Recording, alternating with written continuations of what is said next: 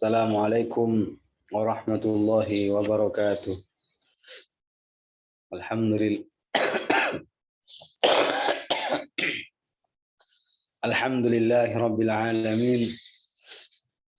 Wa bihi nasta'inu ala umurid dunya waddin. Wassalatu wassalamu ala sayyidina Muhammadin as-sadiqil wa'dil amin. Wa ala alihi wa ashabihi at-tayyibin at-tahirin. Allahumma la sahla illa ma ja'altahu sahla. Wa anta ya hayyu ya qayyum taj'alul hazna idza syi'ta sahla. Allahumma 'allimna ma yanfa'una wanfa'na bima 'allamtana wa zidna 'ilma. Allahumma arzuqna al-ikhlas wa fi niyyati wal qawli wal 'amal wa na'udzubika min hali ahli an-nar. Alhamdulillah, di pagi hari pada bulan suci Ramadan ini kita masih diberikan kesehatan, diberikan nikmat iman dan Islam, diberikan kesempatan untuk bisa mengikuti kajian Yayasan Syahama ini. Mudah-mudahan dengan niat ikhlas yang kita miliki, dengan niat dan semangat yang kita miliki, Allah Subhanahu wa taala menjadikan kita sebagai orang-orang yang konsisten dalam mencari dan menggapai ridhonya. Mudah-mudahan ilmu yang akan kita pelajari atau yang sudah kita pelajari, kita tidak hanya sekedar tahu, tetapi kita mampu untuk mengamalkan dan mempraktekkan. Lebih-lebih juga kita bisa menyampaikan kembali kepada orang lain. Bisa menyebarluaskan ilmu yang telah kita ambil kepada orang lain. Baik orang yang kita kenal maupun yang belum kita kenal. Karena memang kata Rasulullah, khairun nas anfa'uhum linnas. Orang yang paling baik adalah orang yang bisa memberikan manfaat bagi orang lain. Karenanya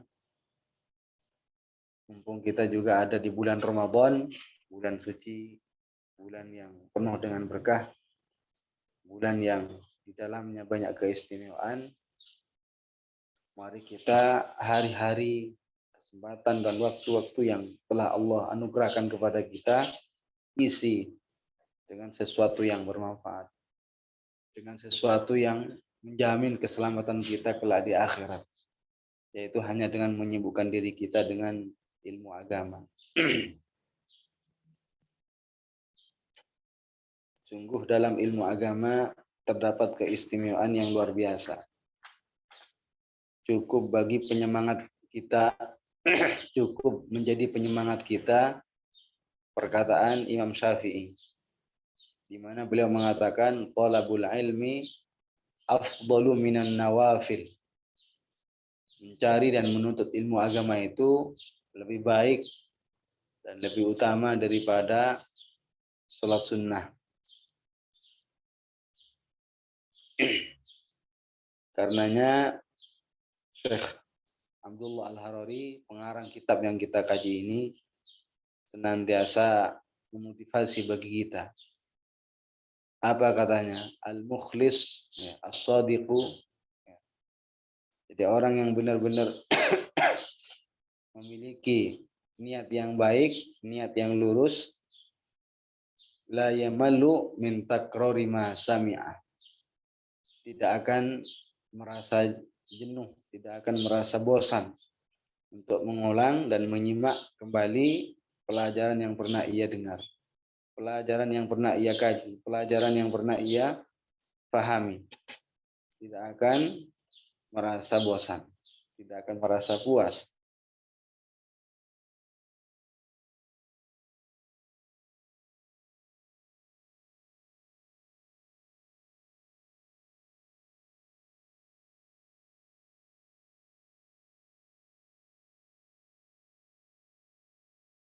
Tambahan kebaikan. Beliau jugalah Syekh Abdullah yang memotivasi kita dengan perkataan beliau, al-alimu idza lam yuraji yansa. al-alimu, seseorang yang sudah sampai pada derajat ilmu keilmuan yang tinggi, seorang alim. Seorang alim apabila tidak memurajaah, tidak mengulang kembali ya, pelajaran yang telah ia pernah ambil, maka yansa, dia akan lupa. Karenanya ada kegiatan semacam ini, kita murojaah. Ini adalah suatu kenikmatan yang perlu kita syukuri. Karena tidak semua orang Allah Subhanahu wa taala kehendaki mereka untuk cinta ilmu agama, untuk senang hadir ke majelis ilmu, untuk senang mengikuti kegiatan-kegiatan keagamaan. Jadi kata Syekh Abdullah, tanda baik bagi seseorang ketika di dalam dirinya tertanam rasa cinta untuk mencari tambahan ilmu agama. Semakin orang cinta dan senang membekali dirinya dengan ilmu agama, ketahuilah bahwa itu adalah pertanda kebaikan dari Allah untuknya. Insya Allah pada sesi pertama ini kita akan melanjutkan pembahasan maksiat tangan. Di mana kemarin sudah kita sempat bahas sebagian kecil daripada maksiat tangan, yaitu berupa at-tadfif. Ya, at-tadfif. Mengurangi takaran atau timbangan atau ukuran yang menggunakan hasta. Dan selanjutnya kita akan membahas tentang maksiat tangan berikutnya adalah as-sariqah, ya, mencuri. Silakan dibuka matan mukhtasar. Lillahi ta'ala. Niatkan ikhlas karena Allah Subhanahu wa ta'ala. Qala al-muallif rahimahullah was-sariqatu wa yuhaddu in saraqa ma yusawi rub'a dinarin min hirzihi. Rub'a dinarin min hirzihi. Ya. Termasuk maksiat tangan adalah as-sariqah, mencuri. Mencuri. Apa itu definisi daripada sariqah? Sariqah adalah akhdhu malil ghairi khufyatan. Akhdhu malil ghairi khufyatan. Mencuri adalah mengambil harta orang lain secara sembunyi-sembunyi. Itu namanya mencuri.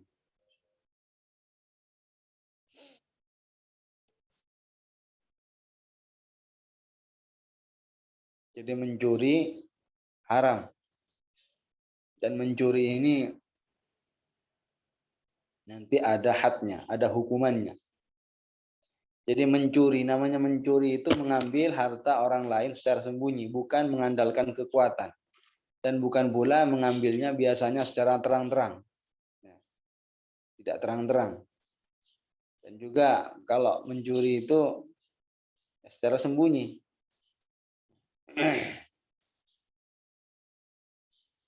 Karena nanti kalau mengambil harta orang lain bukan secara sembunyi, tapi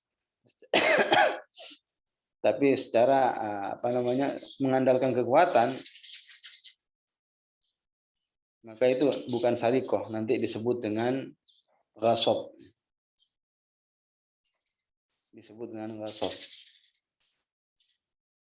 Adapun kalau ngambilnya misalkan kabur, lari. Ketika ngambil, nah itu namanya nanti pencopet. Pencopet seperti itu, ikhtilas. Kemudian mencuri ini termasuk dosa besar. Mencuri adalah termasuk dosa besar yang hukum keharamannya sudah diketahui oleh semua orang. Baik dari kalangan yang terpelajar ataupun tidak, orang dewasa ataupun kecil. Maksudnya kecil di sini bukan baru lahir. Artinya orang-orang dewasa ataupun anak muda, mereka tahu tentang keharaman mencuri. Mereka tahu tentang bahwasanya mencuri itu adalah sesuatu yang dilarang oleh Allah Subhanahu wa taala. Jadi tidak tersembunyi tentang hukum keharamannya bagi orang yang berilmu ataupun orang yang tidak berilmu. Sehingga orang untuk mengetahui hukumnya tidak perlu banyak berpikir. Ketika disebutkan apa hukum mencuri, tahu kalau hukum mencuri itu adalah sesuatu yang diharamkan oleh Allah Subhanahu wa taala. La yahtaju an yufakkir al-insan idza su'ila hal hiya haram aw la. Jadi tidak butuh seseorang itu untuk banyak berpikir. Tidak butuh untuk pikir panjang ketika ditanya apakah mencuri itu hukumnya haram atau tidak. Tidak perlu mencari-cari dalil tentang hukum keharamannya. Bahkan sebatas terlintas dalam hatinya tentang mencuri itu haram, langsung tahu. Kenapa kok bisa tahu tentang hukum keharaman mencuri? Karena sering kita mendengarnya. Karena perkara tersebut sering dibicarakan orang tentang hukumnya. Bikathrati ma sami'a qabla dzalika annaha haram. Bagaimana seseorang itu kalau ditanya tentang hukum mencuri langsung bisa tahu? Karena dia sering mendengar sebelumnya tentang hukumnya. Jadi tidak boleh diingkari. Tidak boleh ada orang mengatakan mencuri itu halal misalkan, tiba-tiba seperti itu.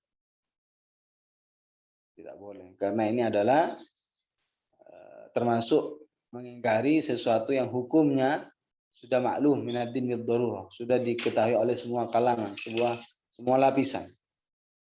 Jadi mencuri itu adalah mengambil harta orang lain secara sembunyi-sembunyi. Jadi kita apa yang kita gunakan, apa yang kita makan, apa yang kita ambil manfaatnya, sekecil apapun itu pasti nanti di akhirat pasti akan ditanya, pasti akan dimintai pertanggungjawaban. Rasulullah Shallallahu Alaihi Wasallam bersabda dalam hadisnya, la yahillu malu mri'in muslimin illa bi tibi nafsin minhu. Tidak halal harta seorang muslim illa bi tibi nafsin minhu, kecuali dengan kerelaan pemiliknya.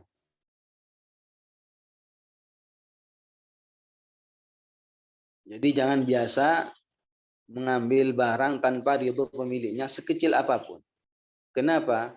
Karena seseorang yang biasa mengambil sesuatu tanpa ada ridho dari pemiliknya, walaupun kecil, walaupun secara zahirnya tidak bernilai, tidak terlalu membuat pemiliknya kepikiran kalau hilang misalnya, itu justru akan mengantarkan seseorang kepada kebiasaan perbuatan semacam itu yang nantinya pada akhirnya bisa menyebabkan kepada mengambil barang yang lebih besar. Seseorang yang sudah terbiasa seperti itu dengan kebiasaan mengambil barang milik orang lain dari perkara yang kecil, itu bisa-bisa lama-lama akan mengambil barang yang lebih besar.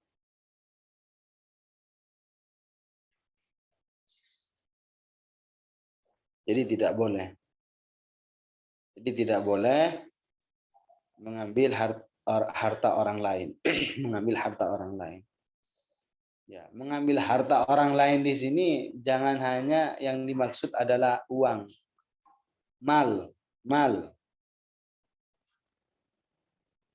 Apapun yang bisa bernilai harta, apapun yang bernilai harta, tidak boleh kita ambil, tidak boleh kita gunakan, kecuali setelah kita memastikan adanya kerelaan dari pemiliknya.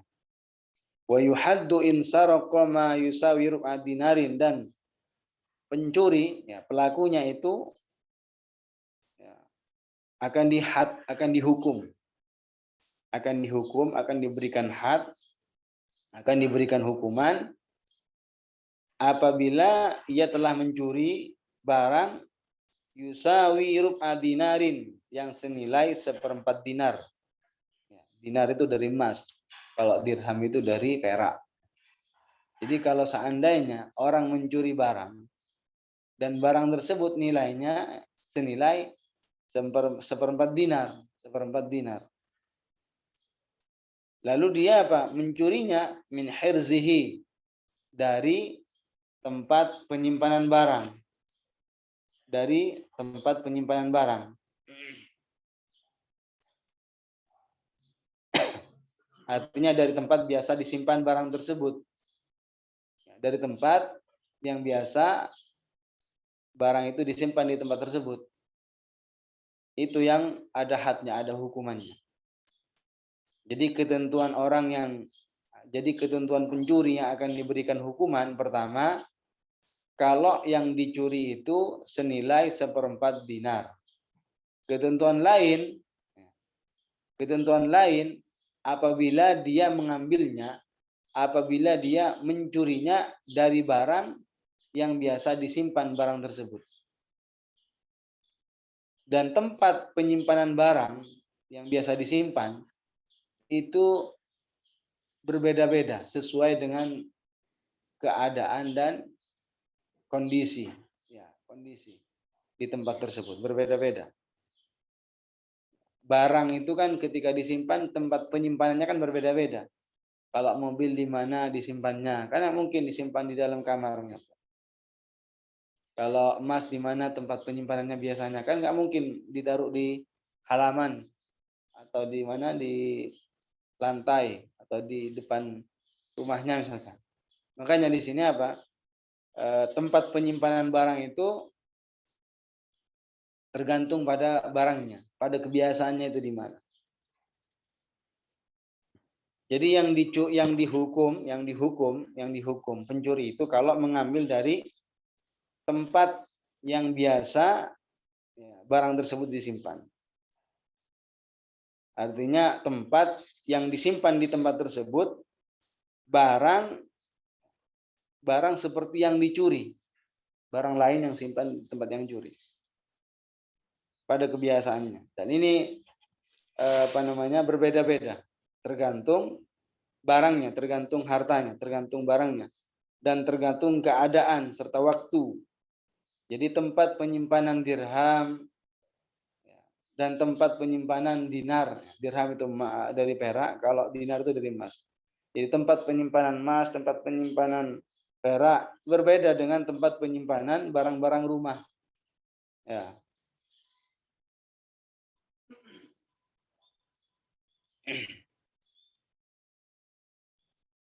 Jadi kesimpulannya,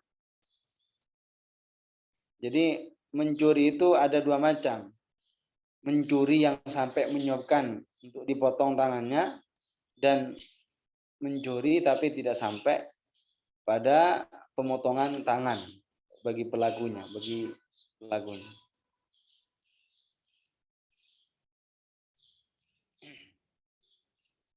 Jadi dari segi kesimpulannya, ya, dari segi kesimpulan keterangan masalah mencuri itu ada dua macam. Jadi mengambil harta orang lain secara sembunyi itu terbagi kepada dua macam. Bagian pertama, pelakunya itu berhak untuk dipotong tangannya. Dan bagian yang kedua, ya tidak berhak untuk dipotong tangannya.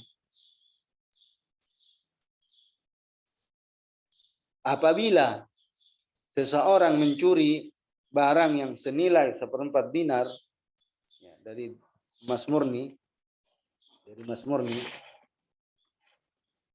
maksudnya dari segi beratnya, ya. Berapa itu seperempat dinar? Sekitar 4 gram, sedikit. Ya. Jadi saya ulang, orang yang mencuri barang milik orang lain dan barang yang dicuri itu nilainya seperempat dinar. Seperempat dinar dari emas murni.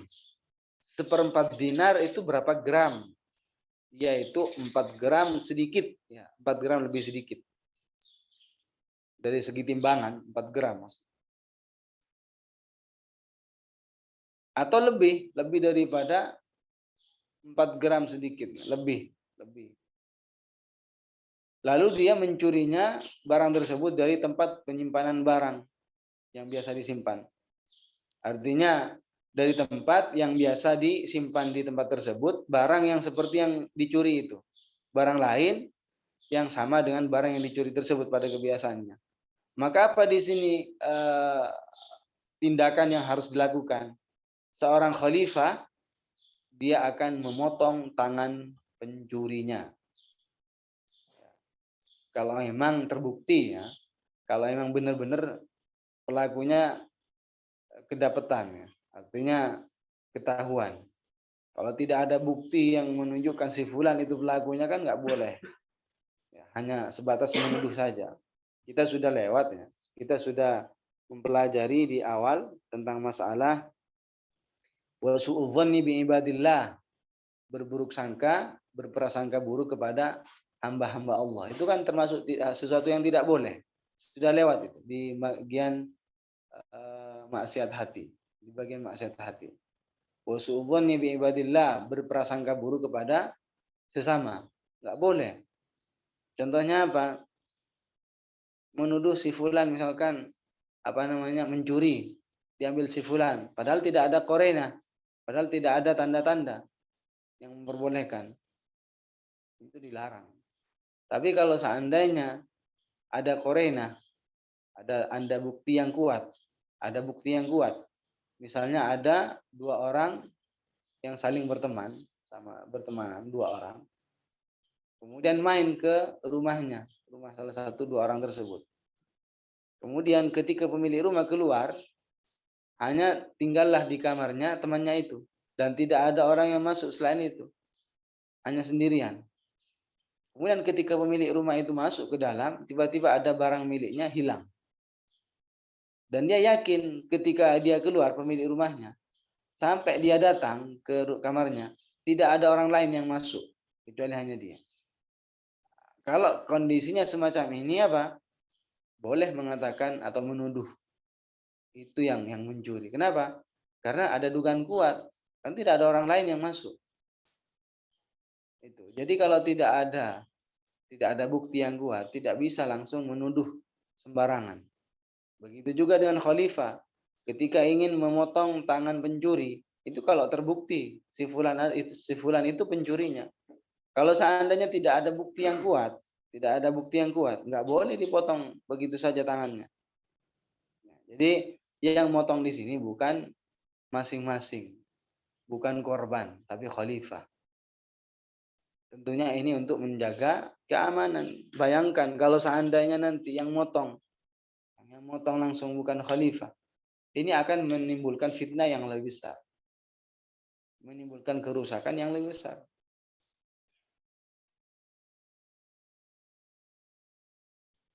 Tadi disebutkan yang dipotong itu kalau barang yang dicuri senilai 1/4 dinar atau 4 gram sedikit. Berarti kalau seandainya barang yang dicuri, kalau dilihat nilainya tidak sampai daripada 1/4 dinar, nggak boleh dipotong tangannya. Walaupun terbukti kalau si fulan itu yang melakukan. Kalau si fulan itu yang mencuri. Walaupun tidak boleh. Itulah ada ketentuan-ketentuan yang harus kita ketahui. Tidak sembarang. Tidak sembarang. Bahkan kata para ulama, kalau ada orang mau mencuri barang ke rumahnya, kalau sudah kabur, kalau sudah lari, nggak boleh dibunuh. Nah, kecuali misalnya kalau seandainya tidak dibunuh, dia akan melukai atau membahayakan bagi dirinya karena kepepet misalnya. Nah, itu boleh. Jadi masalah mencuri itu banyak orang itu kadang menghakimi sendiri. Orang sudah kabur, orang sudah lari, dibunuh saja. Padahal tidak boleh dalam hukum. Kalau sudah pencurinya itu lari, kabur, nggak boleh dibunuh. Tidak boleh. Jadi kalau kurang daripada 1/4 dinar, yang dicuri, tidak boleh dipotong tangan. Yang dipotong tangannya kalau senilai 1/4 dinar, yaitu sekitar 4 gram sedikit. Dan yang motong pun bukan sembarangan orang, bukan sembarang, tapi khalifah, penguasa, penguasa yang memotong.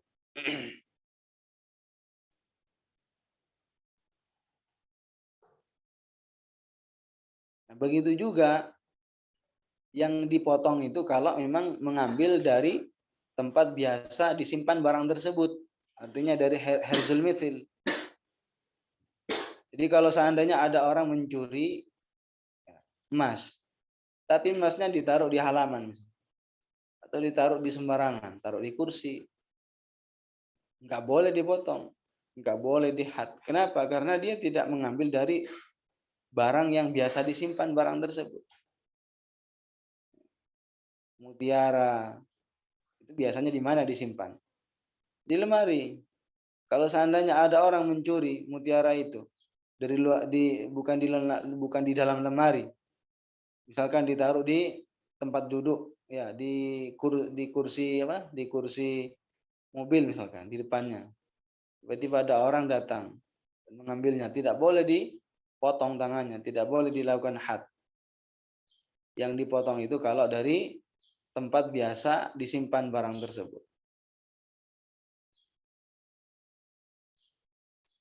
Jadi yang dipotong itu pertama kalau mencuri senilai 1/4 dinar, dan yang kedua ketentuannya itu apabila memang mengambil dari tempat biasa barang tersebut disimpan. Dan yang motong pun ini adalah seorang hakim.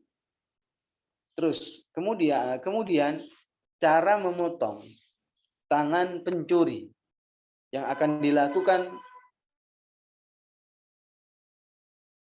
oleh seorang khalifah. Gimana caranya? Biqat yadihil yumna, dengan memotong tangan pencuri yang kanan. Dengan memotong tangan pencuri tersebut, tangan yang kanan. Dari ku, yaitu tulang yang dekat dengan ibu jari. Dekat dengan ibu jari. Itu hukumnya. Itu caranya ya. Itu cara memotong tangan pencuri gara-gara mencuri barang. Itu yang dipotong di bagian pergelangan. Di pergelangan itu, yaitu tulang yang dekat dengan ibu jari. Ini hukumnya dalam syara. Hukumannya, ini hukumannya dalam syara. Jadi dipotong tangan bagian kanan. Di bagian persendihan, nah itu dipotong. Tidak boleh dipatahkan, tidak boleh diretakkan tulangnya. Jadi di bagian persendihan itu, di bagian tulang, pergelangan tangannya itu yang dipotong nanti.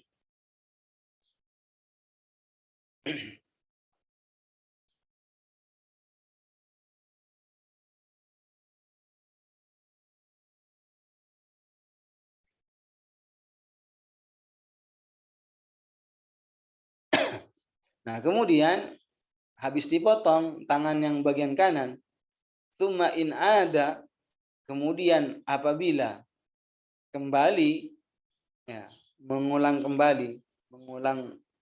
mencuri, maka farijluhul yusra. Kemudian apabila pencuri tersebut mengulangi kembali, artinya melakukan pencurian kembali setelah dilakukan had, setelah dilakukan hukuman, farijluhul yusra, maka dipotong kaki yang kiri. Jadi jarak silang itu. Yang pertama kanan, kalau ngulang, kemudian kaki yang kiri disilang. Kaki kirinya dipotong. Kaki kirinya dipotong dari bagian mana? Tuqta'u minal ka'bi, dipotong dari bagian mata kaki. Di bawahnya maksudnya. Di bawah mata kaki dipotong. Jadi mata kakinya jangan dipotong. Di bagian bawah, di bawahnya mata kaki itu dipotong.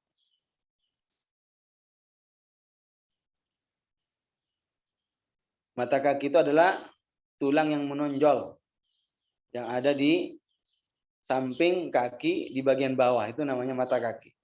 Di bagian tulang yang menonjol di bawahnya, disitulah tempat untuk dipotong kaki pencuri untuk kali kedua kalau memang mengulang kembali setelah dilakukan had.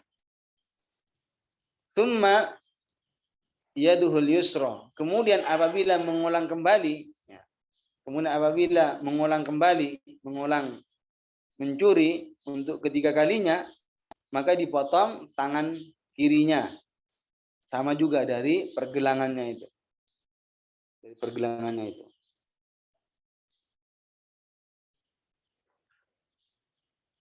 Jadi kalau mengulangi kembali untuk yang ketiga kalinya, maka yang di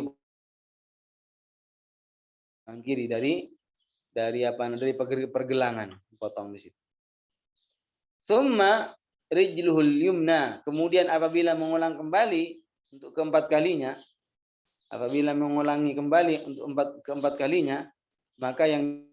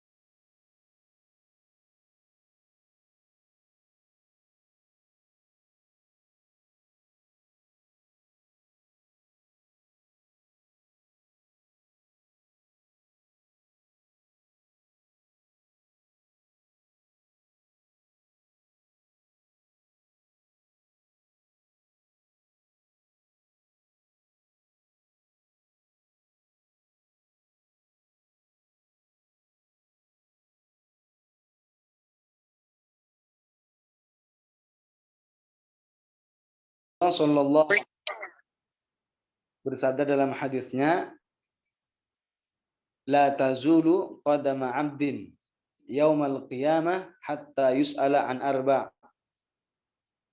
an umurihi fima afnah wa an jasadihi fima ablah wa an ilmihi madza amila fi wa an malihi min aina iktasabahu wa fima anfaqah. Jadi Rasulullah Shallallahu alaihi wasallam bersabda yang artinya seorang hamba tidak akan berpindah. Kaki seorang hamba tidak akan melangkah, tidak akan berpindah dari satu tempat ke tempat lain kelak di hari kiamat, sehingga ia akan ditanya mengenai 4 perkara, 4 hal. An umurihi, tentang umurnya, usianya. Fima afnah, ya, dihabiskan untuk apa. Wa an jasadi fima ablah, dan ditanya tentang tubuhnya. Digunakan untuk apakah? Dihabiskan untuk apa? Wa an ilmihi madza amila fih, dan dari ilmunya, apakah ia telah mengamalkan ilmu yang telah ia pelajari. Wa an malihi min aina iktasabahu wa fima anfaqah, dan yang terakhir dari harta, dari mana ia memperoleh harta itu dan dibelanjakan dalam hal apa, dan ia belanjakan dalam hal apa. Jadi semuanya, ya, apa yang ada pada kita termasuk anggota tubuh kita akan menjadi mulia, akan menjadi baik kalau kita jaga. Tapi kalau tangannya ngambil harta orang lain, ya, tangannya ngambil harta orang lain, kemudian perutnya diisi dengan perkara haram, menjadi tidak mulia, menjadi tidak baik. Karenanya harus kita ekstra muraqabah, selalu introspeksi, selalu memperhatikan, selalu kita memantau dari setiap gerakan tubuh kita. Pandangannya dijaga, tangannya dijaga, perutnya dijaga, kakinya dijaga, semuanya dijaga. Jangan berikan kesempatan untuk melakukan hal yang dilarang oleh Allah Subhanahu wa taala. Gitu. Jadi maksiat tangan yang kita bahas barusan adalah tentang masalah mencuri. Sementara untuk pembahasan merampas atau ghasab atau setelahnya, insya Allah kita akan bahas di pertemuan minggu depan, insya Allah. Jadi saya kira untuk sesi pertama ini kita sudahi, kita cukupkan dengan pembahasan maksiat tangan yang berupa mencuri dan bagaimana hukumnya, itu dosa besar, dan bagaimana hukumannya dan siapa yang melakukan dan kapan dilakukan pemotongan itu sudah, saya kira sudah jelas ya semuanya. Baik, insya Allah untuk sesi kedua akan masuk segera ustadznya. Ya, untuk itu jangan keluar terlebih dahulu karena ini adalah kesempatan, adalah kebaikan. Ya, ilmu agama lebih baik daripada dunia dan isinya. Ya, pernah seorang perempuan berkata kepada Syekh Abdullah, wahai Syekh, di rumah kami ada majelis ilmu, diadakan majelis ilmu. Apa kata Syekh? Hadza khairun minad dunya wa ma fiha. Ini adalah sesuatu yang lebih baik daripada dunia dan isinya. Kenapa bilang seperti itu, Syekh?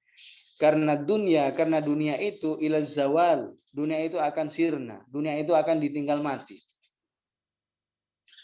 Apapun dan sebesar apapun nilainya harta dunia, ketika mati tidak dibawa sedikit pun. Tapi kalau ilmu, khairu wa abqa. Tapi kalau ilmu agama lah yang menjaga keselamatan kita kelak di akhirat. Sayyidina Ali berkata, al-ilmu yahrusuka, ilmu agama yang dapat menjaga kamu, yang dapat menjauhkan diri kita dari neraka. Ammal malu anta tahrusu, adapun harta kamu yang akan menjaganya. Karenanya mari kita jangan buang kesempatan ini, kita gunakan untuk sering dan mengikuti kegiatan belajar ilmu agama. Baik, kita tutup dengan tahlil dan sholawat. La ilaha illallah, la ilaha illallah, la ilaha illallah. Allahumma salli ala sayyidina Muhammad wa ala alihi wa sahbihi wa sallim. Allahumma salli ala sayyidina Muhammad wa ala alihi wa sahbihi wa sallim. Allahumma salli ala sayyidina Muhammad wa ala alihi wa sahbihi wa sallim. Rabbi ighfir li wa liwalidayya wa lil mu'minina wal mu'minat. Rabbi ighfir li wa liwalidayya wa lil mu'minina wal mu'minat. Rabbi ighfir li wa liwalidayya wa lil mu'minina wal mu'minat. Assalamualaikum warahmatullahi wabarakatuh.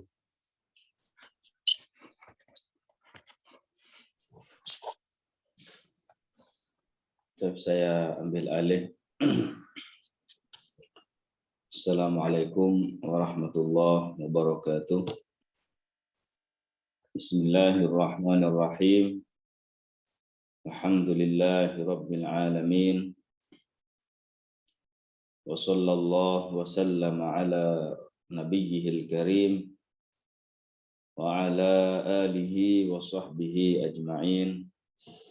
Allahumma 'allimna ma yanfa'una wanfa'na bima 'allamtana wa zidna 'ilman ya rabbal alamin. Alhamdulillah, kita masih diberikan kekuatan oleh Allah Subhanahu wa taala untuk melaksanakan ketaatan kepadanya. Semoga ketaatan yang kita lakukan dari puasa Ramadan, salat-salat yang kita lakukan, kajian-kajian yang kita lakukan, ngaji yang kita lakukan, semuanya diterima oleh Allah Subhanahu wa taala. Oleh karena itu, maka hendaklah kita tidak lupa untuk selalu menghadirkan niat karena Allah Subhanahu wa taala dalam menghadiri majelis ilmu agama. Baik, insyaallah taala hari ini adalah hari terakhir begitu ya untuk pembahasan kitab Risalah At-Tahdzir minal Firaq Ats-Tsalath, yaitu sebuah kitab yang membahas tentang mewaspadai 3 golongan di luar Ahlus Sunnah wal Jamaah. Kemungkinan hari ini kita akan menyelesaikan risalah ini. Baik, silahkan langsung dibuka halaman 23. Saya buka belum sebentar. Belum saya buka. Ntar saya bukakan dulu.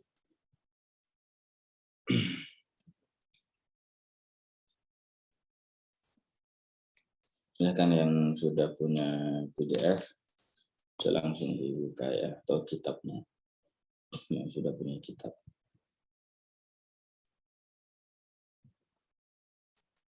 Oke.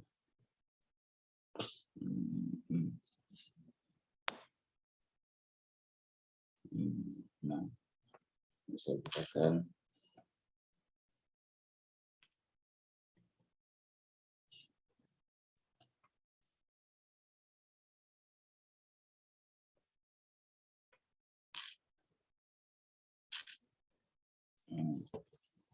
Nah, itu yang paling atas ya. Qala al-muallifu rahimahullahu ta'ala rahmatan wasi'ah. Ya, ini masih dalam pembahasan dalil-dalil yang menunjukkan bahwasanya semua yang terjadi di dunia ini adalah dengan kehendak Allah Ta'ala dan ciptaan Allah Ta'ala. Kita adalah ciptaan Allah, demikian pula perbuatan kita adalah ciptaan Allah.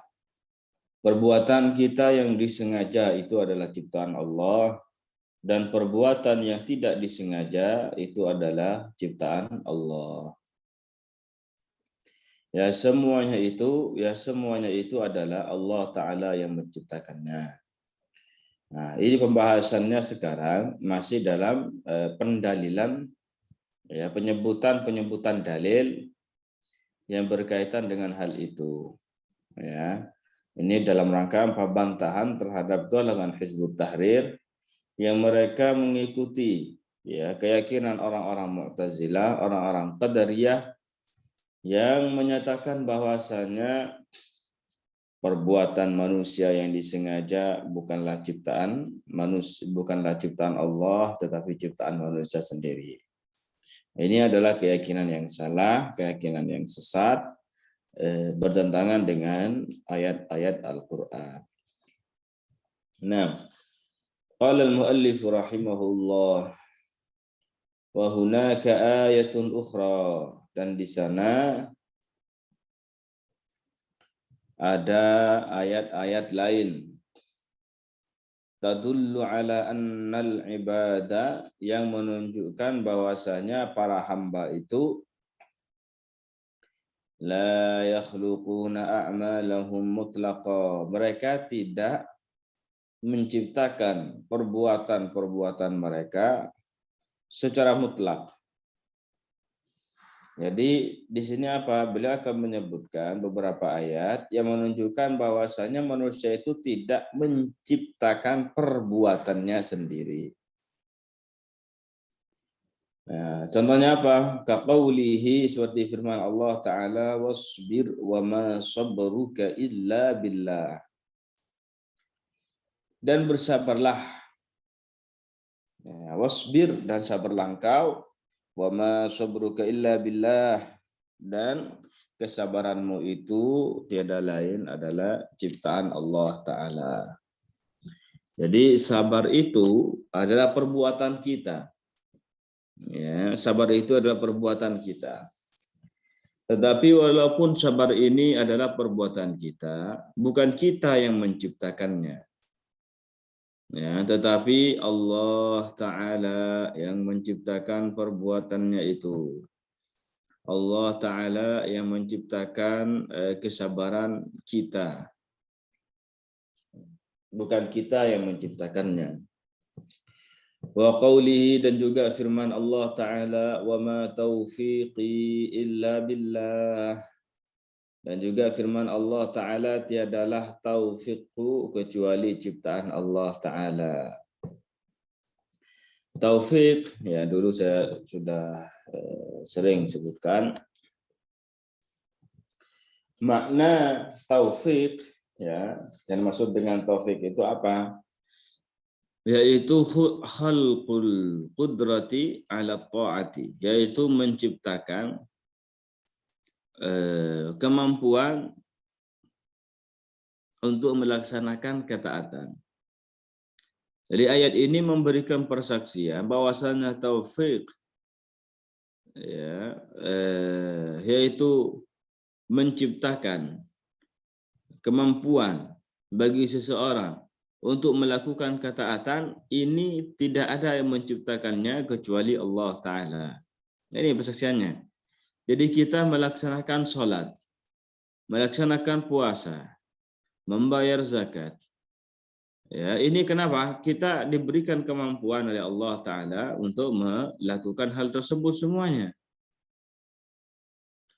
Tetapi ingat bahwasanya sesuatu itu, ya, tetapi ingat bahwasanya sesuatu ataupun taufik tersebut tidak ada yang menciptakannya kecuali Allah Ta'ala. Bukan kita yang menciptakan kemampuan pada diri kita untuk melaksanakan sholat, tetapi Allah Ta'ala yang menciptakannya.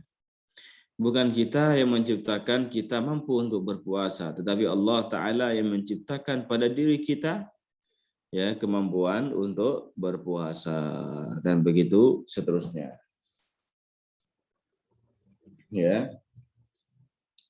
Hadza idza kana al-khalqu bima'na al-ibrazi min al-'adami ila al-wujud. Semua yang kita sebutkan tentang makna al-khalq, ya, tentang makna al-khalq, menciptakan, semua yang kita sebutkan itu tidak boleh dinisbatkan kepada selain Allah Ta'ala, artinya hanya khusus bagi Allah Ta'ala, yaitu apabila ia dengan makna memunculkan dari tidak ada menjadi ada. Jadi kata khalaqa hanya khusus bagi Allah Subhanahu wa taala jika apa? Jika dengan makna al-ibraz, memunculkan segala sesuatu minal adami ilal wujud, ya, dari tidak ada menjadi ada.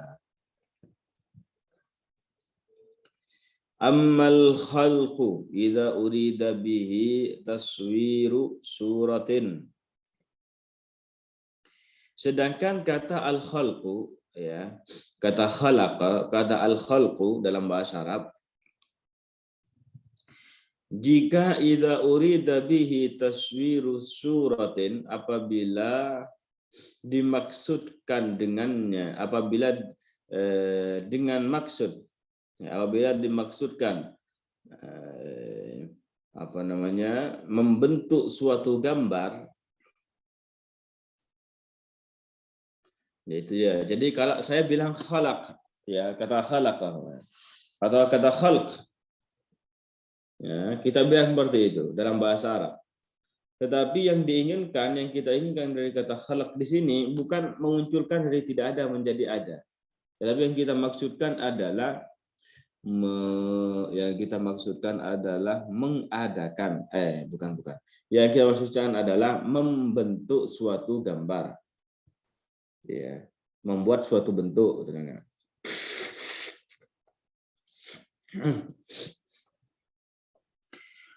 Awistira'ul kadhibi, ya, kata khalq juga digunakan apa? Ada kalanya dengan makna membuat kebohongan.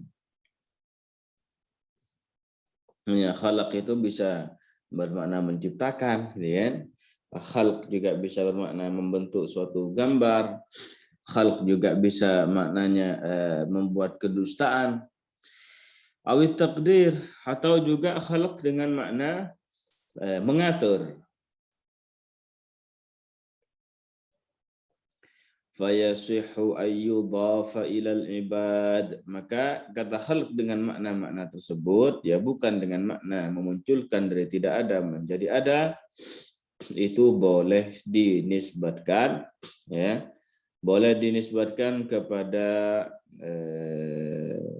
boleh dinisbatkan kepada para hamba.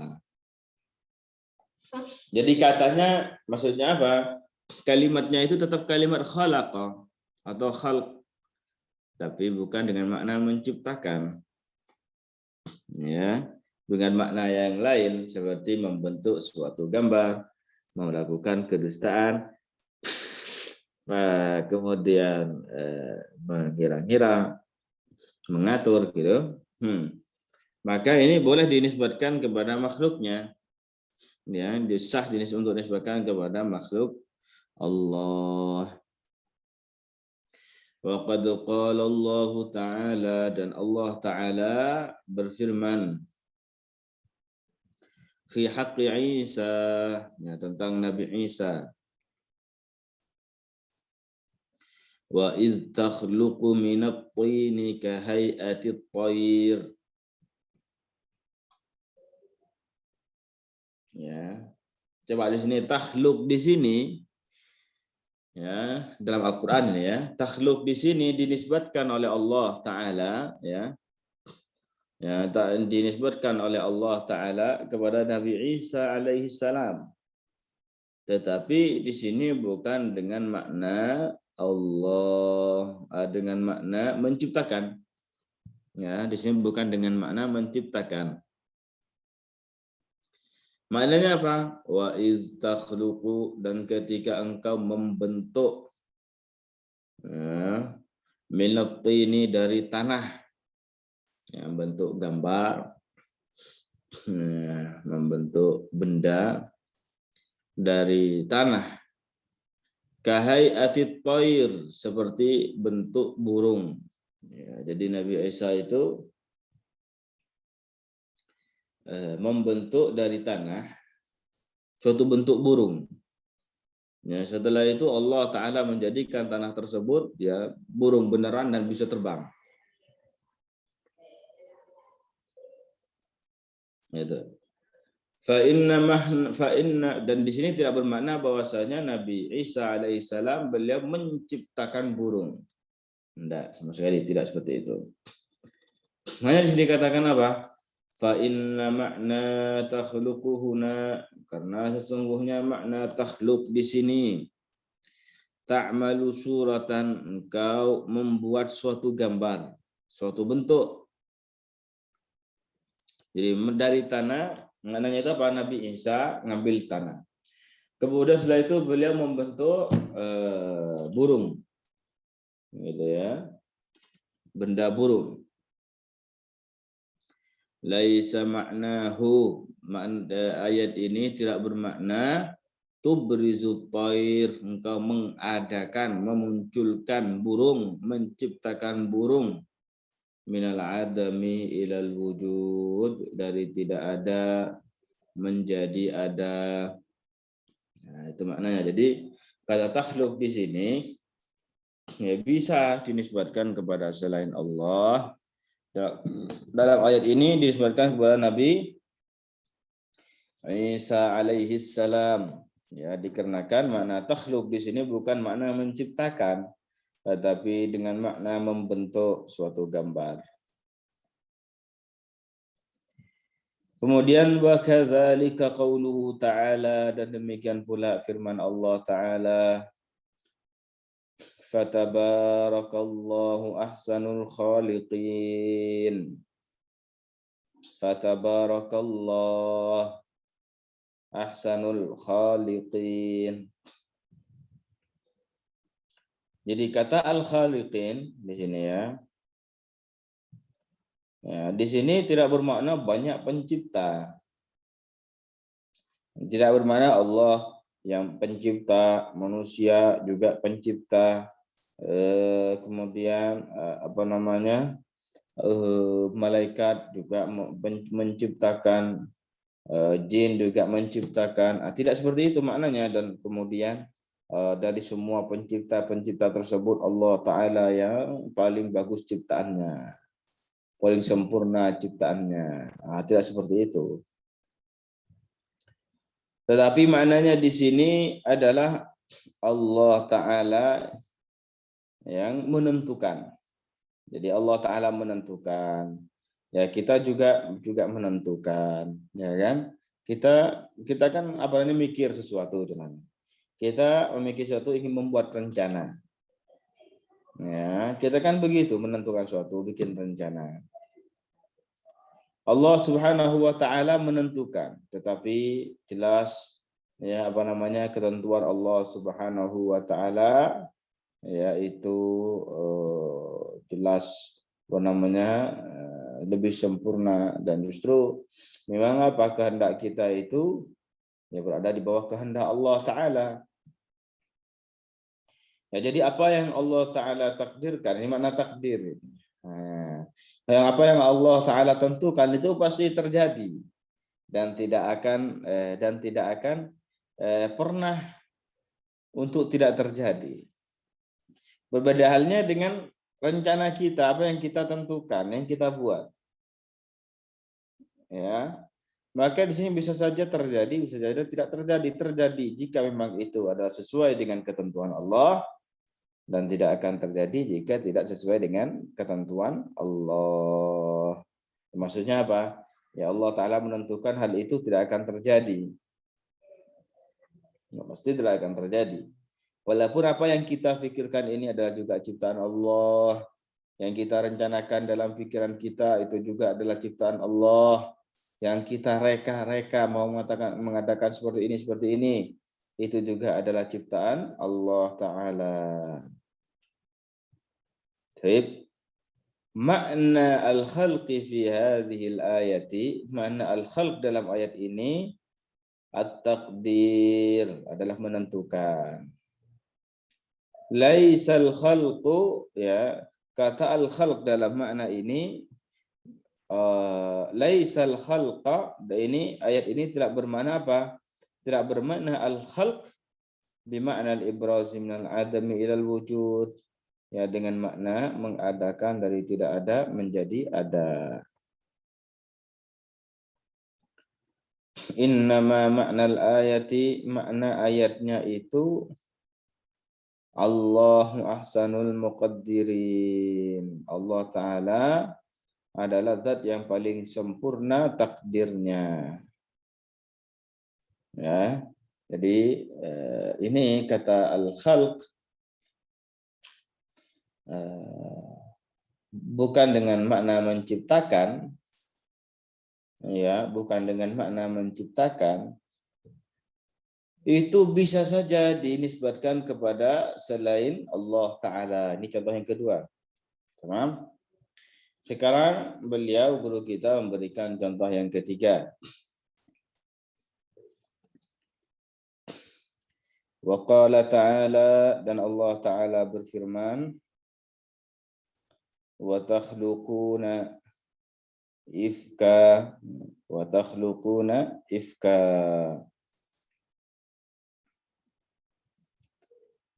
Di sini kalau takhluk juga, dan takhluk di sini dinisbatkan kepada selain Allah, karena maknanya kalian, karena maknanya sini apa? Kalian.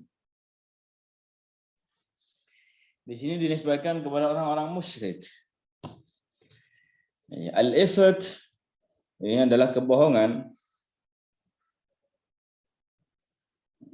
Di sini apa? Tidak bermakna, kata takhluk di sini tidak bermakna bahwasanya orang-orang kafir, orang-orang musyrik pada waktu itu menciptakan kebohongan, mengadakan kebohongan dari tidak ada menjadi ada. Bukan itu maknanya. Tetapi maknanya adalah Allah Ta'ala,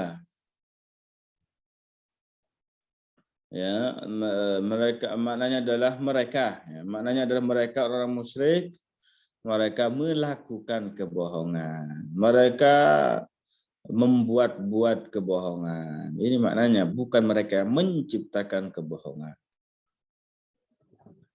6. Nasaba ilal musyrikina khalqal ifki. Allah Ta'ala menisbatkan kepada orang-orang musyrik khalqal ifki, ay iftira'ahu, artinya apa? Membuat-buat kebohongan. Laisa ma'nahu, ayat ini tidak bermakna annahum yakhluqunal ifka, bahwasanya mereka, tidak bermakna bahwasanya mereka menciptakan kebohongan. Nah, jadi seperti itu. Bima'na al-ibrazi minal adami ilal wujud, ya, dengan makna menciptakan dari tidak ada menjadi ada.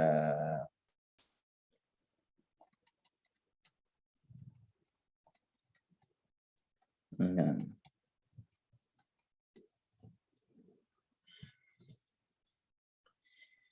Wa wurudul khalqi bima'na at-taqdiri ma'rufun 'inda al-arabil qudama, dan datangnya kata al-khalq dengan makna takdir, dengan makna menentukan, itu diketahui, ya, oleh orang-orang Arab terdahulu.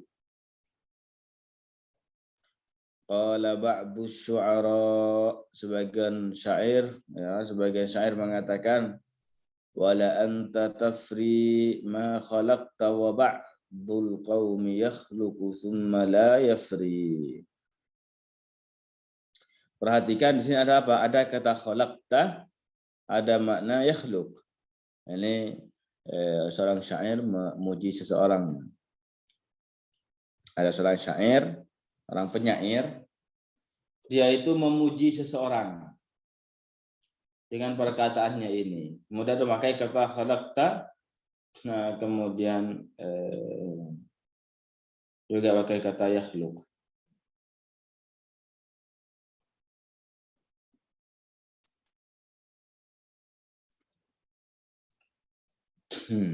Wala anta tafri, dan sesungguhnya engkau melaksanakan. Ini mengatakan kepada yang orang yang dipuji ya. Wala anta tafri, dan sungguh engkau telah melaksanakan. Ma khalaqta, apa yang engkau pikirkan, apa yang engkau rencanakan. Jadi yang sesuatu ini hebatnya kamu, gitu lah, memuji lah ya. Kamu itu hebat. Hebatnya gimana? Apa yang kamu rencanakan, itu apa yang kamu rencanakan, yang kamu tentukan, itu kamu lakukan itu. Jadi itu makna khalaqta di sini. Yang kamu rencanakan, yang kamu tentukan, bukan yang kamu ciptakan. Wa ba'dul qaumi yakhluqu tsumma la yafri. Beda halnya dengan sebagian kaum. Sebagian orang itu apa? Mereka itu apa? Merencanakan sesuatu. Rencananya banyak. Tapi apa? Tsumma la yafri. Di situ mereka tidak melaksanakannya. Nah, di sini.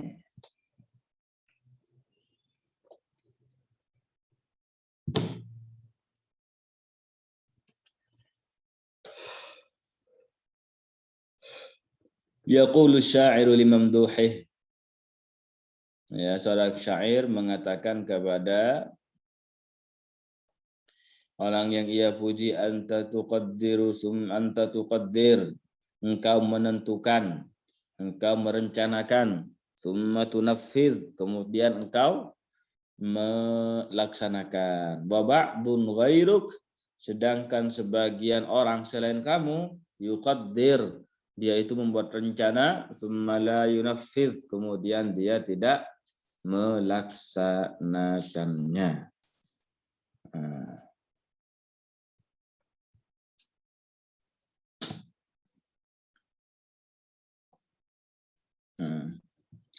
Itu ya, ini mana al-khalq dengan bukan dengan makna menciptakan dari tidak ada menjadi ada. Ya, nah, sampai di sini ya sudah selesai bantahan terhadap 3 golongan di luar Ahlus Sunnah wal Jamaah, golongan menyimpang, yaitu golongan Wahabi, Hizbul Ikhwan, dan juga Hizbut Tahrir.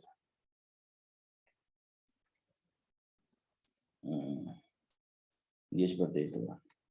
Nah, sekarang ini penutup. Ya, ini penutup dari guru kita, dari Syekh. Dan kebanyakan penutup ini sudah saya jelaskan kayaknya di muqaddimah di awal-awal dulu. Nah,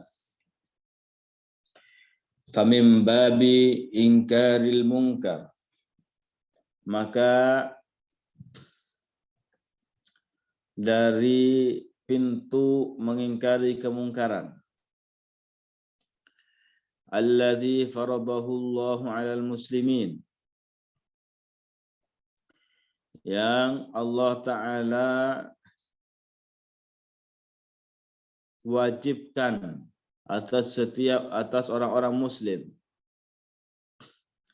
Yajibul ingkaru ala haula, maka wajib mengingkari mereka. Ya, wajib bagi kita untuk mengingkari Wahabi, Hizbul Ikhwan, dan juga Hizbut Tahrir. Wa tahdzirun nasi minhum, dan juga wajib memperingatkan orang-orang dari mereka. Wa min kulli firqatin, dan juga wajib apa? Memperingatkan orang dari mereka dan dari setiap kelompok.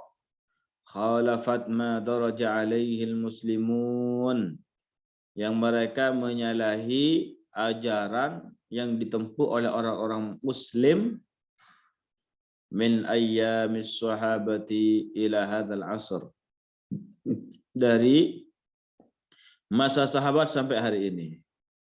Wahum jumhurul ummah, dan mereka ini adalah golongan mayoritas umat Nabi Muhammad.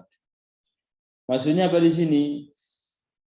Pertama, pesan di sini apa? Wajib kita mengingkari mereka.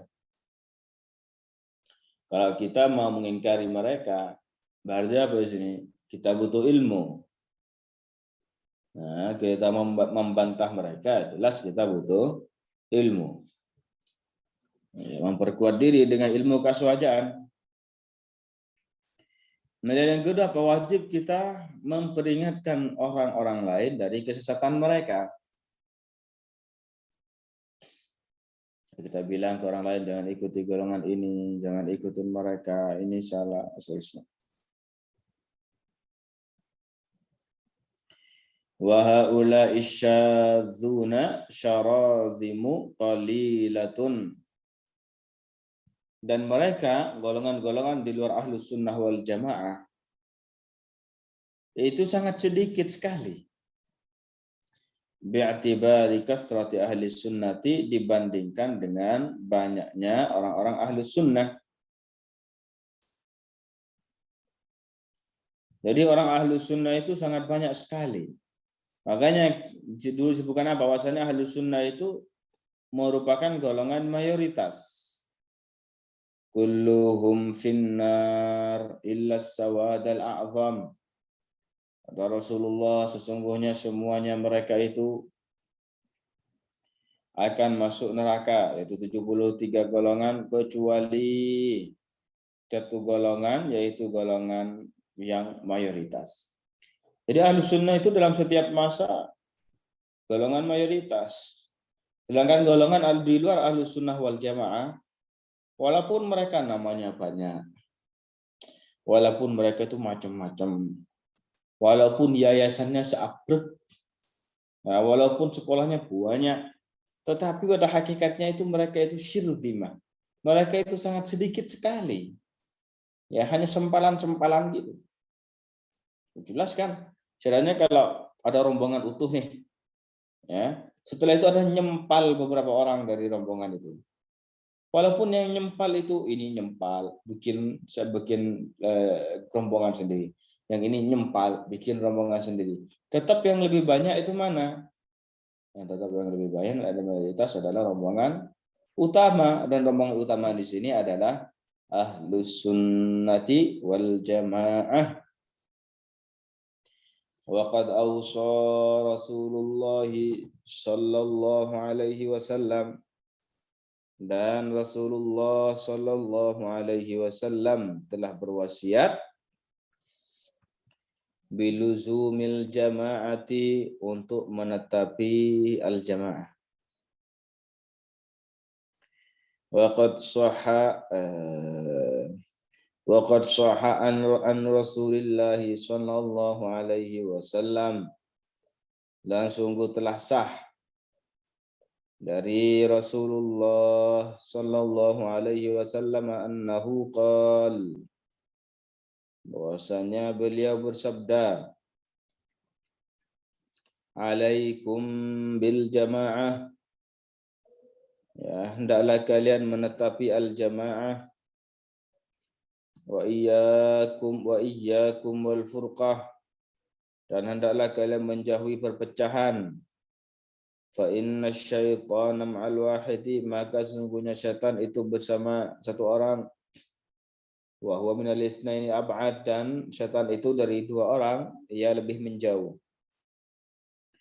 Faman arada buhbuhatal jannah, maka barang siapa yang menginginkan tempat yang lapang di surga, falyalzamil jamaah, maka hendaknya ia menetapi al-jamaah. Jadi orang yang menginginkan surga, maka hendaklah ia menetapi ahlus sunnah wal jamaah.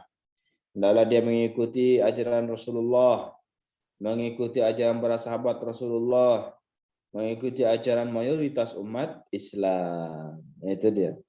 Makanya Syekh Abdullah beliau mengatakan, ilmu ahli sunnati miftahul jannah. Ilmu ahli sunnah adalah kunci surga. Baik, kita lanjutkan.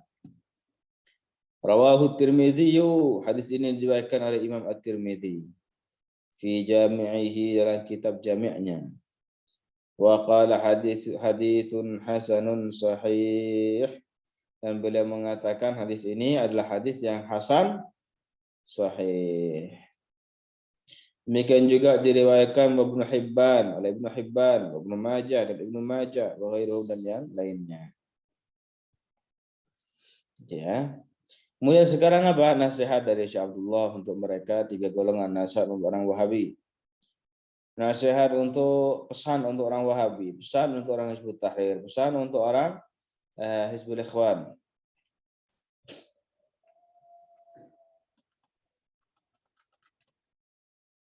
Apa pesannya itu?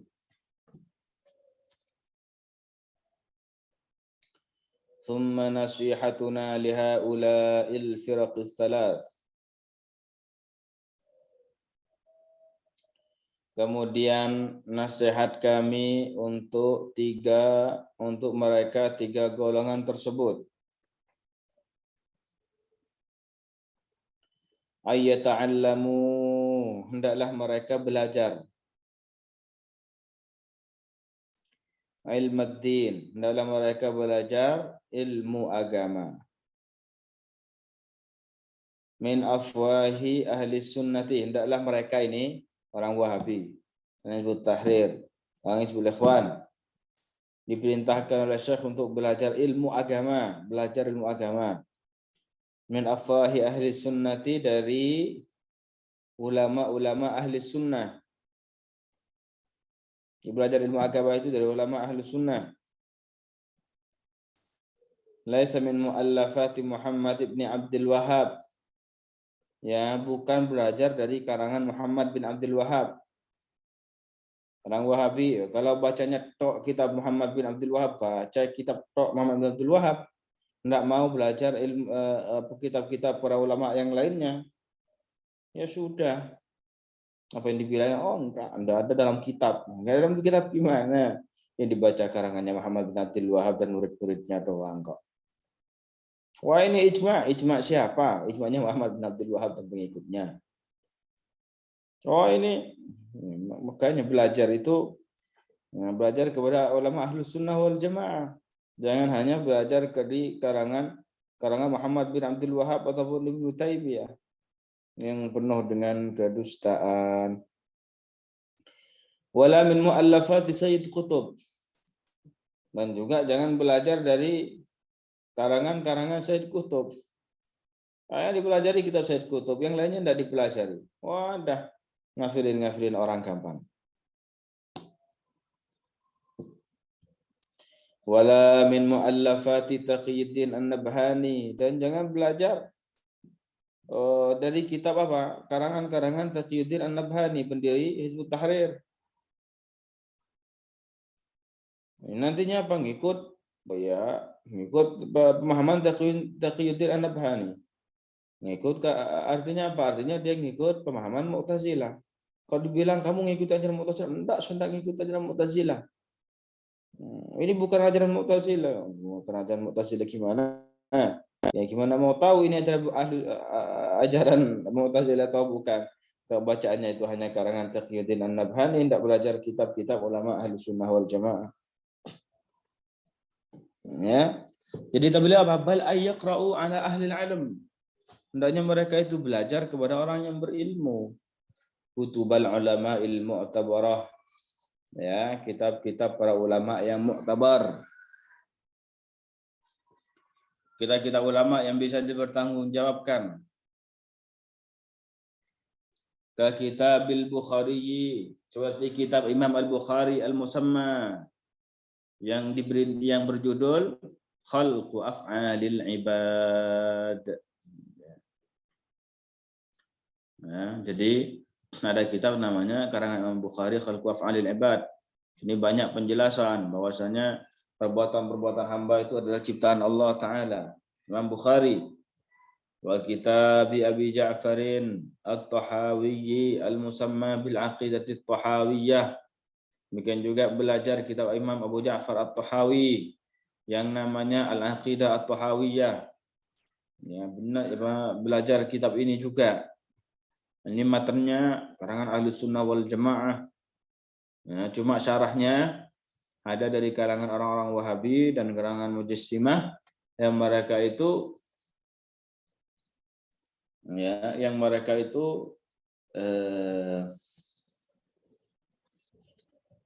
mereka itu mensyarahi katanya akidah Tahawiyah ini. Tapi syarahnya itu hancur-hancuran.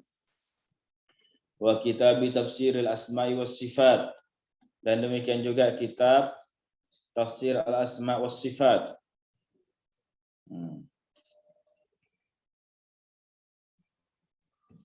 Ya, tafsir al-asma' was sifat Allah lil Imam Abi Mansur Abdul Qahir bin Tahir al-Baghdadi, karangan al-Imam Abi Mansur Abdul Qahir bin Tahir al-Baghdadi. Ini adalah kitab-kitab ulama ahlu sunnah wal jamaah. Jadi ini yang dipelajari, bukan belajar karangan Muhammad bin Abdul Wahab, karangan Ibnu Taimiyah, karangannya Said Qutb, Taqiyuddin An-Nabhani. Jika ini yang dipelajari saja, ya tidak akan ketemu. Tidak akan ketemu kebenaran itu seperti yang apa, gimana.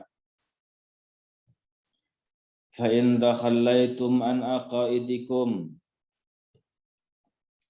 dan jika kalian meninggalkan keyakinan-keyakinan yang rusak, yang kalian tinggalkan, kalian tinggalkan keyakinan Wahabi, kalian tinggalkan keyakinan Hizbut Tahrir, kalian tinggalkan keyakinan Hizbul Ikhwan, wa akhadhtum bihadhil aqaidi, dan kalian mengambil keyakinan-keyakinan ini, berpegang dengan keyakinan-keyakinan ini yang disebutkan oleh Imam Al-Bukhari dalam kitabnya Khalqul Af'alil Ibad, disebutkan oleh Imam Abu Ja'far At-Tahawi, disebutkan oleh Imam Abu Mansur Al-Baghdadi. Kalian berpegang teguh dengan semua itu, ya, kalian tinggalkan keyakinan kalian berpegang teguh dengan keyakinan-keyakinan diajarkan oleh para ulama besar ini, wa tasyahhadtum, dan kalian membaca dua kalimat syahadat dengan kembali ke dalam Islam, ya, ihtadaitum, maka kalian mendapatkan petunjuk.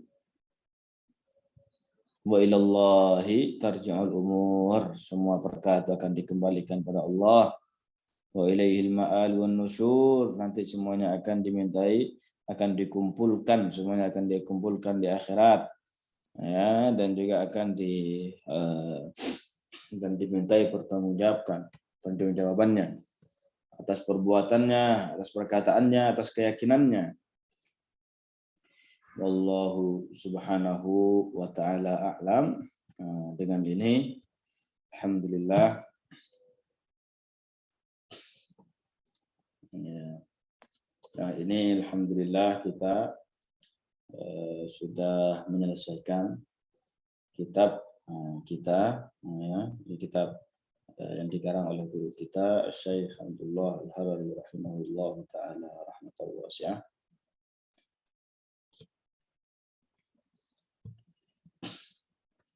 Semoga apa yang kita pelajari, ya, kita bisa mengambil manfaatnya.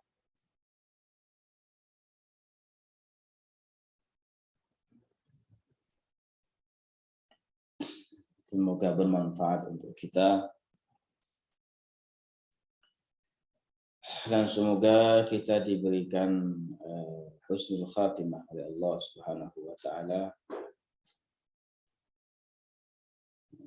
Orang-orang yang kita cintai, orang-orang yang kita sayangi, semoga semuanya diberikan petunjuk oleh Allah Subhanahu wa taala dan ditetapkan dalam keyakinan ahli sunnah wal jamaah, melaksanakan yang Allah taala perintahkan, yang Allah taala wajibkan, menjauhi hal-hal yang diharamkan oleh Allah Subhanahu wa taala. Ya. Dan perlu kita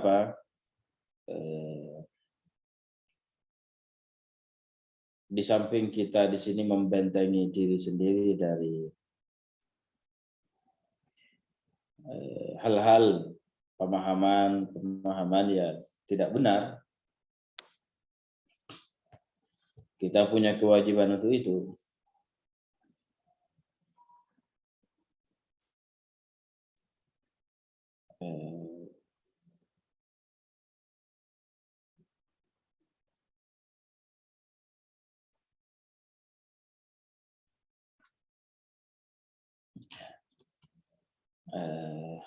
Demikian juga kita mempunyai kewajiban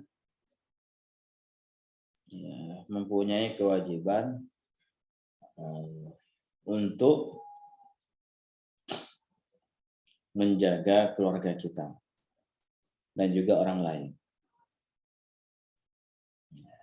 Dan menjaga mereka itu caranya adalah dengan mengajarkan mereka ilmu agama.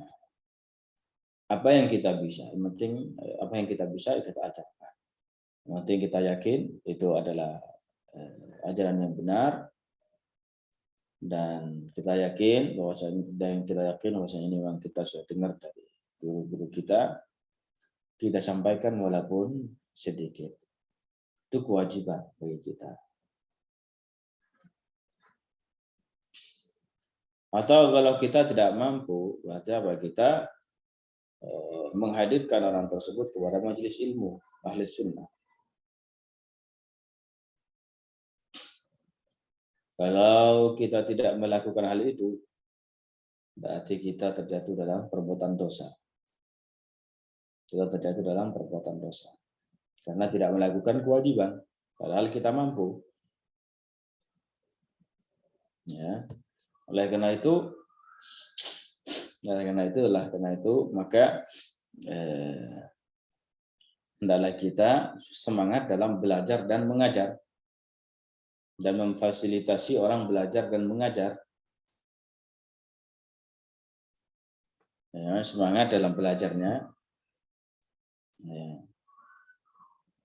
Semangat juga untuk mengajar. Ya. Semangat juga untuk memfasilitasi orang-orang yang mau belajar dan mau mengajar. Nah, itu.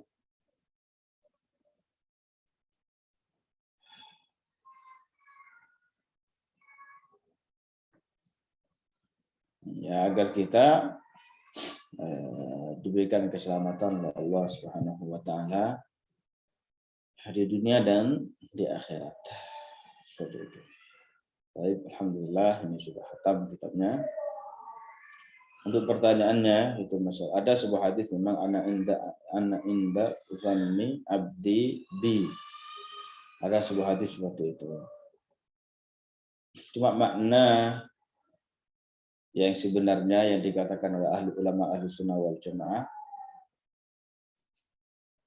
ini saya lupa, sudah tidak ingat. Cuma kalau difahami bahwasanya kehendak Allah Ta'ala mengikuti kehendak manusia itu jelas salah. Pemahaman yang seperti ini salah. Cuma makna yang sebenarnya dari hadis ini saya lupa. Nah, kalau makna, kalau ada orang yang memahami bahwasanya dari hadis ini kehendak Allah Ta'ala mengikuti kehendak manusia jelas salah. Itu terbalik. Yang benar itu kehendak manusia mengikuti kehendak Allah Ta'ala. Sebagaimana firman Allah Ta'ala, wa ma tasyauna illa ayyasha Allah. Dan kalian tidaklah menghendaki sesuatu kecuali sesuatu itu dikehendaki oleh Allah Ta'ala. Untuk pertemuan selanjutnya, insya Allah Ta'ala, kalau kita tidak mengulangi kitab ini, kita cari kitab lain. Ya, atau mungkin kita ulangi terlebih dahulu, biar yang tidak yang tidak mengikuti dari awal bisa, atau ada yang bolong-bolong bisa melengkapinya. atau yang tidak mengikuti bisa mengikutinya. Dan bagi teman-teman, ini permintaan saya, teman-teman yang belum ngeprint kitabnya, belum di print, yang belum di print kitabnya itu sedikit kok, berapa halaman? 29 ya, 29 26. Misalnya sedikit sekali itu. Kitab kecil juga di print. Biar belajarnya beneran, biar enak. Dan kuncinya itu istiqomah. Nah, kalau di sini bolong, nah, nanti bingung nih, mana yang mau saya ajarin. Baik, mungkin seperti sini dulu. Kalau ada yang mau bertanya, semoga amal ibadah puasa yang kita lakukan diterima oleh Allah Subhanahu wa Ta'ala.